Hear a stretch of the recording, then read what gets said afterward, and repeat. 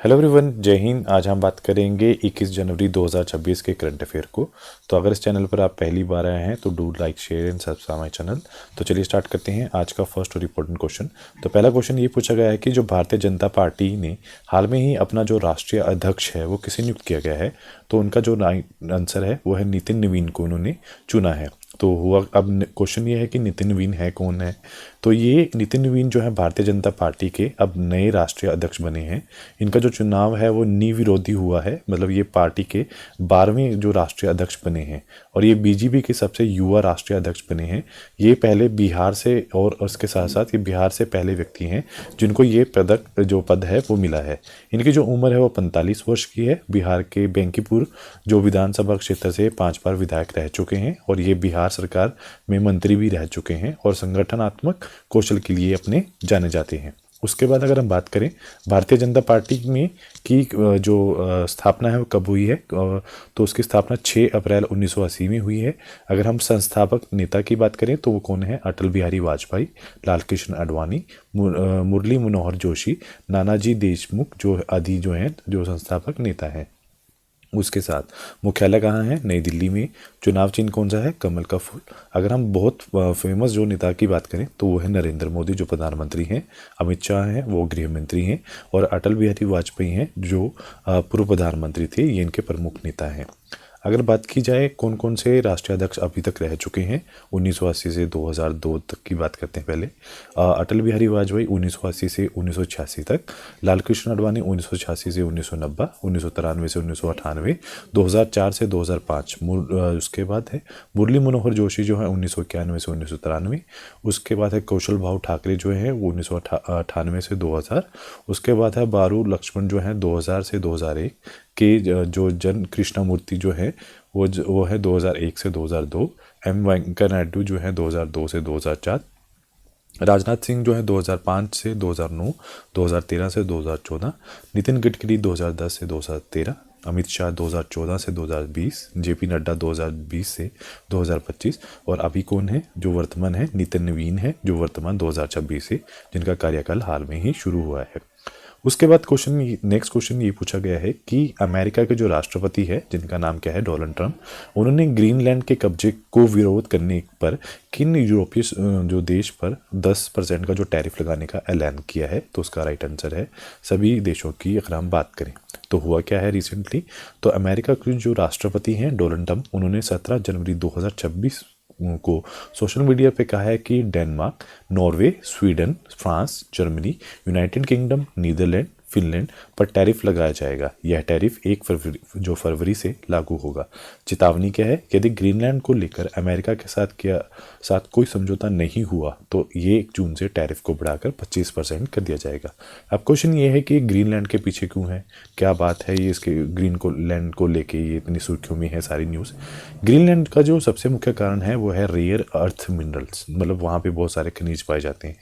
उसके साथ ग्रीनलैंड में लिथियम, कोबाल्ट, निकल, ग्रेफाइट, यूरेनियम जैसे खनिज जो है प्रचारू मात्रा में हैं। ये जितने भी खनिज हैं ये सारे के सारे आधुनिक दुनिया की रीढ़ है, जैसे कि electric vehicles, smartphone, satellite, missile system, fibre net और आर्टिफिशियल इंटेलिजेंस कंपनी जैसी टेक्नोलॉजी इन्हीं के ऊपर निर्भर करती है। इस वजह से ये सारे की सारी जितनी भी बातें हैं सुर्खियों में हैं। अगला क्वेश्चन, हाल में ही भारत और किस देश ने समुद्री प्रदूषण नियंत्रण को लेकर संयुक्त अभ्यास किया है। तो उसका जो राइट आंसर है जापान देश ने हाल में ही संयुक्त अभ्यास किया है। उसके बाद नेक्स्ट क्वेश्चन है जापान के जो सुर्खियों में रहा है, भारत को पीछे छोड़कर जो जापान है वो चौथी अर्थव्यवस्था बन गया है। जापान ने गहरे समुद्र तल में दुर्लभ खनिज युक्त मिट्टी के खनन का परीक्षण करने की योजना घोषित की है। संयुक्त हवाई अभ्यास जो वीर गार्जियन 2025 भारत और जापान के बीच में हुआ। जापान ने दुनिया के सबसे बड़े परमाणु संयंत्र काशिवाजिकी कारिवा का जो फिर से शुरू करने की मंजूरी दी है यहाँ। और पहला येन अधिकृत जो स्टेबल जो कॉइन है, जैसे कि जो कि जापानीज जो येन करेंसी लॉन्च की है। जापान का संस्कृत योग्यता पुरस्कार प्राप्त करने वाली जो स्वर कलाकार है मासुको नोकोजावा है और साना ताकेइची जो है जो जापान की पहली प्रधानमंत्री बनी है। और 20वीं जो विश्व एथलेटिक चैंपियनशिप जो है टोक्यो में हुई है। अगले क्वेश्चन में ये पूछा गया है कि हाल में ही एक योजना शुरू की गई है जिसका नाम है आमे पाहिबा आमे बसार जो है वो योजना कहाँ शुरू की गई है, तो वो ओडिशा के अंदर ये जो योजना है वो शुरू की गई है। उसके बाद नेक्स्ट क्वेश्चन में ये पूछा गया है कि ओडिशा के साथ साथ आपको ये भी याद रखना है कि ओडिशा जो है वो पहला क्रॉनिक किडनी रोग रजिस्ट्री ओडिशा में शुरू किया गया है। 25वां अखिल भारतीय प्रमुख बंदरगाह संस्कृति समारोह है वो ओडिशा में आयोजित किया गया है। भारत के सबसे बड़े सार्वजनिक क्षेत्र ग्रीन हाइड्रोजन प्लांट का उद्घाटन भी ओडिशा में हुआ है। जो अनुगर्ग हैं ओडिशा की पहली महिला मुख्य सचिव नियुक्त की गई हैं। आकाश जो नेक्स्ट जनरेशन आकाश एनजी मिसाइल सिस्टम का जो सफल ट्रायल हुआ है ओडिशा के चांदीपुर में हुआ है। 11 दिवसीय जो उत्सव है धनु यात्रा जो है वो ओडिशा में हुई है।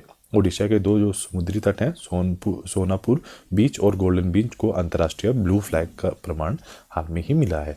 अगले क्वेश्चन में ये पूछा गया है आपसे कि आपको ये बताना है कि हाल में ही किस राज्य ने 25 साल बाद PESA मतलब ये पंचायत का जो पंचायत का आपका शेड्यूल ट्राइब एरिया होता है वहाँ पर एक एक्ट लागू होता है वो लागू किया गया है। तो वो ये कहाँ पे किया गया है, तो उसका जो राइट आंसर है तो ये झारखंड के अंदर हाल में ही लागू किया गया है। तो झारखंड में जो शेड्यूल एरिया ज़्यादा पाया जाता है तो उसके साथ साथ झारखंड जो सुर्खियों में रहा है। झारखंड ने अपना जो पहला सैयद मुश्ताक अली ट्रॉफी का खिताब अपने नाम किया है। भारत सरकार ने झारखंड में जो गोंडा थर्मल प्लांट को राष्ट्रीय बिजली ग्रिड से जोड़ने की मंजूरी दी है। 15वां हॉकी जूनियर अगर हम बात करें हॉकी इंडिया जूनियर महिला चैंपियनशिप 2025 का खिताब भी झारखंड ने जीता है। भारत की पहली खनन पर्यटन परियोजना झारखंड में शुरू हुई है। और उसके बाद हॉकी झारखंड ने लगातार 5वीं बार जो सब जूनियर महिला खिताब जीती है। सुरहुल महोत्सव झारखंड में मनाया गया है। हॉकी झारखंड ने 15वीं जो हॉकी इंडिया सीनियर महिला राष्ट्रीय चैंपियनशिप भी झारखंड ने अपने नाम की है। चलिए नेक्स्ट क्वेश्चन में ये पूछा गया है हमसे कि एक सेकेंड नेक्स्ट क्वेश्चन में पूछा गया है कि जो खेलो इंडिया शीतकालीन गेम्स हैं 2025 विंटर गेम जो है उनका पहला चरण शुरू किया गया है। तो वो कहाँ पे किया गया है, तो राइट आंसर है लेह लद्दाख में इसका शुरू किया गया है।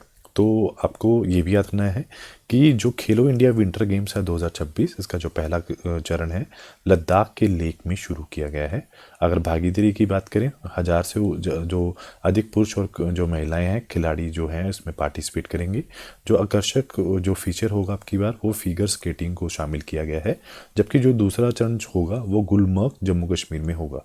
खेलो इंडिया विंटर गेम की शुरुआत 2020 में हुई है। उद्देश्य क्या है, जो विंटर खेलों को बढ़ावा देने का काम है। आयोजक कौन है, युवा मामले एवं खेल मंत्रालय भारत सरकार द्वारा ये चलाया जाता है। उसके बाद नेक्स्ट क्वेश्चन अगर देखा जाए इवेंट्स की बात की जाए तो खेलो इंडिया यूथ गेम 2025 स्थान ये कहाँ हुआ है, पटना, गया, राजगीर और दिल्ली में। विजेता कौन है, महाराष्ट्र। खेलो इंडिया विंटर गेम कहाँ हुआ है, लेह और गुलमर्ग में। विजेता कौन है, भारतीय सेना। खेलो इंडिया बीच गेम घोगला बीच दीव। विजेता कौन है, मणिपुर। खेलो इंडिया पैरा गेम्स नई दिल्ली। विजेता कौन है, हरियाणा। खेलो India university game 2025 Jaipur Rajasthan. विजेता कौन है, चंडीगढ़ यूनिवर्सिटी। और उसके बाद खेलो इंडिया बीच गेम 2026 जो स्थान है दीव का घोगला बीच और विजेता कौन है, कर्नाटक। खेलो इंडिया ट्राइबल गेम 2026 जो स्थान है वो कहाँ पर होगा, ये छत्तीसगढ़ में खेला जाएगा। अगला क्वेश्चन में ये पूछा गया है कि खेलो जो इंडिया ओपन बैडमिंटन 2026 का जो पुरुष एकल का खिताब है वो किसने जीता है, तो उसका जो राइट आंसर है लीन चुन यी ने ये अपने नाम किया है।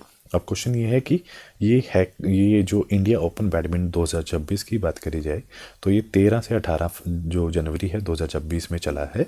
अगर एडिशन की बात करें 24वां एडिशन है। स्तर कौन सा है, बी जो बैडमिंटन फेडरेशन की बात करें सुपर 750 टूर्नामेंट है। स्थान है इंदिरा गांधी एरिना नई दिल्ली में। और आयोजक कौन है, बैडमिंटन एसोसिएशन ऑफ इंडिया इसका आयोजक है। उसके बाद अगर हम बात करें विनर्स की तो विनर्स में 2026 में है। पुरुष की बात करें लीन चुन यी ताइवान से। महिला की ऑन से यांग जो है दक्षिण कोरिया से। पुरुष युगल की बात करें लियांग वेंगेंग जो वांग यांग जो है चीन से। महिला युगल की बात करें लू शेंगुशु और तानिंग जो है वो चीन से। अगर मिक्स युगल की बात करें, डेसापोल, पुरानकुहू और सुपिसारा पेव संप्रमान जो है थाईलैंड से। उसके साथ साथ खेलो और जो इंडियन ओपन भारत का जो सबसे बड़ा अंतर्राष्ट्रीय बैडमिंटन टूर्नामेंट है, जो 2008 से नियमित रूप से आयोजित किया जा रहा है। 2023 में जो है PFW जो है वर्ल्ड टूर जो सुपर 750 में श्रेणी में भी शामिल किया गया है। नेक्स्ट क्वेश्चन की तरफ चलते हैं। उसमें पूछा गया है कि किस राज्य सरकार ने साहित्य के क्षेत्र में सैमुजी जो साहित्य पुरस्कार देने की घोषणा की गई है? तो उसका राइट आंसर है तमिलनाडु सरकार ने ये की है। अब क्वेश्चन ये है कि ये जो पुरस्कार है वो तमिलनाडु के जो मुख्यमंत्री हैं MK स्टैलिन ने साहित्य के क्षेत्र में राष्ट्रीय स्तर के पुरस्कार घोषित किए हैं और इन पुरस्कारों को सैमुजी साहित्य पुरस्कार का नाम दिया जाता है। ये कैसा है? ये साहित्य अकादमी पुरस्कार जैसा ही होता है। शुरुआती चरणों में जो ये सम्मान है इन भाषाओं के साहित्य कार्यों के लिए दिया जाएगा, जैसे तमिल, तेलुगु, कन्नड़ा, मलयालम, ओडिशा, बंगला, मराठी के लिए। प्रत्येक पुरस्कार के साथ जो है 5 लाख रुपए का नकद इनाम भी दिया जाएगा और हर भाषाओं के लिए अलग अलग जूरी भी बनाई जाएगी। अगला क्वेश्चन, साइना नेहवाल हैं उनका संबंध किस खेल से है जिन्होंने हाल में ही संन्यास लेने का जो है ऐलान किया है? तो उसका राइट आंसर है वो बैडमिंटन की विश्वविख्यात खिलाड़ी हैं। अब क्वेश्चन है कि साइना जो नेहवाल है वो भारत की स्टार बैडमिंटन साइना जो हैं वो बैडमिंटन के खिलाड़ी हैं जिन्होंने हाल में ही प्रोफेशनल बैडमिंटन से संन्यास ले लिया है। उसके साथ साथ आपको ये भी याद रखना है कि आखिरी बार जून 2023 में सिंगापुर ओपन उन्होंने खेला था। पूर्व वर्ल्ड नंबर 1 साइना ने लंदन ओलंपिक 2012 में ब्रॉन्ज मेडल अपने नाम किया था और वो ओलंपिक पदक जीतने वाली भारत की पहली भारतीय बैडमिंटन खिलाड़ी बनी थी। उनके साथ साथ 3 ओलंपिक खेलों में भी उन्होंने भारत का प्रतिनिधित्व किया है, जैसे कि 2008 badminton world federation world junior championship जीती है। 2009 की बात की जाए, badminton world federation super series tournament जीतने वाली पहली भारतीय महिला बनी है। 2010 और 2018 में कॉमनवेल्थ गेम के अंदर उन्होंने गोल्ड मेडल अपने नाम किया है।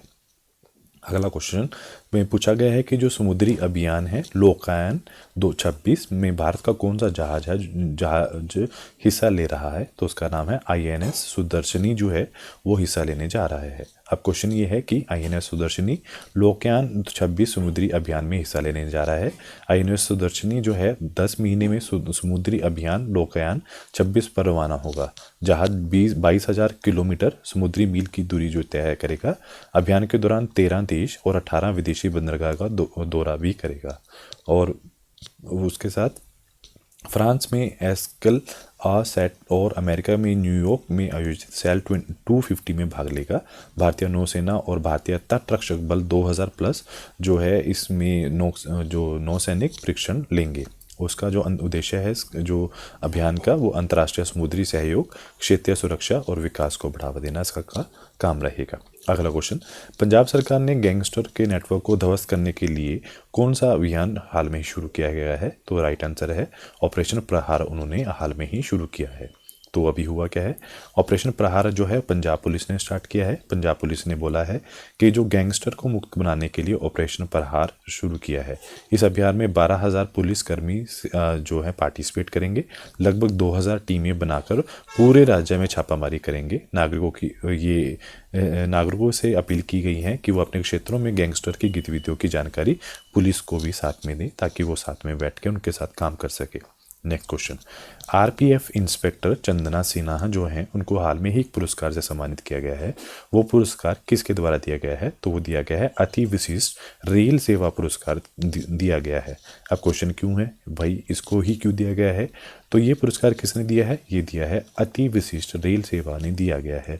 वर्ष 2024 में इस महिला ने इस सम्मान के लिए जो है 150 से अधिक बच्चों को बचाया है, जो एक सच में ही बहुत ही अच्छा काम है मेरी तरफ से।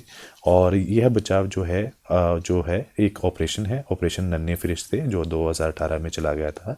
उसके दौरान उसने 150 बच्चों को बचाया है तो अभियान में जो तस्करी है, जो शोषण के शिकार बच्चों को बचाकर बाल कल्याण अधिकारियों के माध्यम से पुनर्वास कराया गया है। तो ये जो सम्मान है इस वजह से इनको दिया गया है। उसके साथ साथ प्रमुख पुरस्कार 2025 की अगर बात की जाए, प्रधानमंत्री राष्ट्रीय बाल पुरस्कार 2025 वैभव सूर्यवंशी को, 40 अंडर 40 लॉयर्स अवार्ड 2025 जो है वो अधिवक्ता शुभम अवस्थी को, transformational leader of the year 2025 Jay Shah को, संयुक्त राष्ट्र का सर्वोच्च पर्यावरण पुरस्कार जो है Supriya Sahu, golden globes horizon award 2025 Alia Bhatt, Times magazine CEO of the year 2025 Neal Mohan, Times magazine person of the year 2025 AI architects, PETA India person of the year जो 2025 Praveena Tandon, global humanitarian award 2025 Anant Ambani, Manohar Parrikar युवा विज्ञान पुरस्कार 2025 साई गौतम गोपाल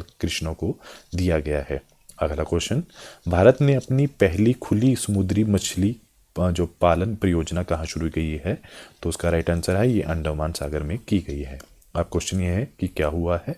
तो भारत की जो पहली खुली समुद्री मछली पालन परियोजना जो है वो अंडमान सागर नॉर्थ बे श्री विजयपुरम में स्थापित है। यह जिसका जो संचालन है पृथ्वी विज्ञान मंत्रालय तथा राष्ट्रीय महासागर प्रतियोगी संस्थान द्वारा किया जा रहा है। इसमें स्वदेशी तकनीक में से बिना बने खुले समुद्री पिंजरों का जो उपयोग किया हो जाएगा और जो पिंजरों में समुद्री जो है स्वीड की खेती भी की जाएगी। सीवीड्स वगैरह जो होते हैं उनकी जो है खेती भी की जाएगी। उद्देश्य क्या है? भारत की जो ब्लू इकोनॉमी है को हाल में ही जो है बढ़ावा देना इसका काम रहेगा। उसके बाद जो घटनाएं देखा जाए, फर्स्ट भारत का पहला पीएम मित्र पार्क मध्य प्रदेश में, दुनिया का जो एआई जो जनित मंत्री डैला जो है अल्बानिया में, भारत का पहला डिजिटल आदिवासी विश्वविद्यालय नई दिल्ली, उल्लास के कार्यक्रम के तहत भारत का चौथा पूर्ण साक्षर राज्य हिमाचल प्रदेश, फिलिस्तीन को मान्यता देने वाला G7 देश फ्रांस, भारत का पहला एआई संचालित जनजातीय भाषा अनुवादक आदिवानी, भारत का पहला पूर्ण डिजिटल साक्षर राज्य केरल, भारत का एआई पावर्ड आंगनबाड़ी महाराष्ट्र में, भारत का चराई आधारित पक्षी जनगणना है काजीरंगा राष्ट्रीय उद्यान के अंदर किया गया है। आज का जो लास्ट क्वेश्चन है वो ये पूछा गया है कि 2025 में चीन की जनगणना कितनी दर्ज की गई है? तो उसका राइट आंसर है 1.404 अरब इसकी जो है वो की गई है। तो हुआ क्या है, चीन की जनगणना सामने आई है। चीन की जनगणना लगातार चौथे वर्ष 2025 घटकर 1.404 अरब हो गई है। जन्मों की संख्या जो की बात करें 2025 में भी बड़ी तेज़ी से घटी है। अब केवल 79 लाख जो पिछले वर्षों में 16 लाख कम हुई है। अगर हम बात करें 1000 व्यक्तियों पर जन्म दर जो है घटकर निचले रिकॉर्ड 563 पर आ गई है।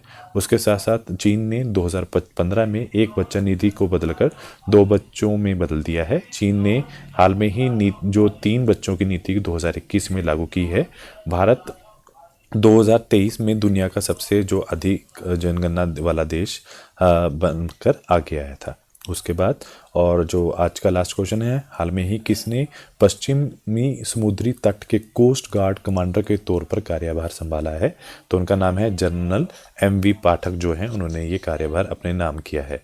अगर बात करी जाए कुछ हाल में ही नियुक्तियां और हुई हैं, JA मोहम्मद मुस्दा जो है सिक्किम उच्च न्यायालय के मुख्य न्यायाधीश हैं। PS गिरीशा जो हैं बेंगलुरु स्थित केंद्रीय रेशम बोर्ड के जो निदेशक हैं। S प्रकाश जो है GI council CEO health insurance ecosystem के। जोहान ममदानी जो है न्यूयॉर्क शहर के मेयर के रूप में उन्होंने शपथ ली है। एयर मार्शल नागेश कपूर भारतीय वायुसेना के वाइस चीफ ऑफ जो एयर स्टाफ हैं। तरुण गर्ग जो है होंडाई मोटर के MD और CEO। RK अग्रवाल FCI के प्रमुख। राकेश अग्रवाल NI के प्रमुख का जो उन्होंने प्रभार संभाला है। उसके बाद करेंगे हम बात वीकली करंट अफेयर्स की। तो वीकली करंट अफेयर में जो केरल में अरलम वन्य जीव अभ्यारण्य का नाम बदलकर अरलम तितली अभ्यारण्य कर दिया गया है। नीति आयोग के निर्यात तैयारी सूचक 2024 में महाराष्ट्र सबसे ऊपर है। राजस्थान के नागौरी अश्वगंधा को GI टैग मिला है। यूरोपीय संघ की अध्यक्षता साइप्रस ने संभाली है। भारत की जो पहली क्रॉनिक किडनी रोग रजिस्ट्री ओडिशा जो है वो ओडिशा में शुरू हुई है। पश्चिम बंगाल में मुरी गंगा नदी पर गंगा सागर सेतु की आधारशिला रख दी गई है। है। कर्नाटक ने 44वीं राष्ट्रीय खो खो चैंपियनशिप में अपने आप को जिताया है और महाराष्ट्र को उन्होंने हराया है। 2025 में महिलाओं के लिए सबसे अच्छा जो शहर है वो बेंगलुरु है। अपार आईडी की बात करें तो छत्तीसगढ़ सबसे आगे है। उसके बाद नेक्स्ट है कि गुजरात के मुख्यमंत्री ने कैंसर का जल्द पता लगाने के लिए आशा ट्रेन मोबाइल यूनिट लॉन्च की है। केरल में पेपरलेस कोर्ट प्रणाली की शुरुआत की गई है। भारत ने जापान को पीछे छोड़कर विश्व की चौथी अर्थव्यवस्था का दर्जा प्राप्त किया है। भारत की जो पहली हाइड्रोजन चालित ट्रेन हरियाणा में दौड़ेगी। उर्मिला सत्यानारायण ने नृत्य कला निधि पुरस्कार सम्मानित किया गया है। विराट कोहली ने 2028 में रन पूरे करने वाले तीसरे जो बल्लेबाज बने हैं। आईआईटी पटना ने रिसर्च को बढ़ावा देने के लिए सुपर कंप्यूटर लॉन्च किया है।